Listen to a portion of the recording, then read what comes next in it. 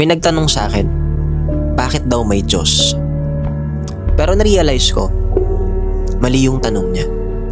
Hindi ba't mas magandang tanong, bakit may tao? Bakit may ikaw? Kasi may Diyos? Kasi isipin nyo, bakit may isip ka? Bakit humihinga ka? Bakit may puso kang nakakaramdam? Kasi may Diyos. Kasi hindi naman aksidente lang lahat eh. Hindi naman tayo random na bigla na lang tayong nabuhay kung saan-saan man eh. Kaya yung sinasabi ni Charles Darwin na lahat nangyari sa Big Bang, that's not true. Until now nga, theory pa rin yun kasi hindi naman yung totoo. Ang galing lang yung sa sarili niyong pag-iisip. And there's a Bible. Ang sabi nga sa Acts chapter 17 verse 24, siya ang Diyos na lumikha ng mundo at lahat ng naririto. So kung may mundo, may buhay. May ikaw. May dahilan. Kaya hindi tanong bakit may Diyos. Siguro mas magandang tanong, bakit may tao at para saan ka nilikha?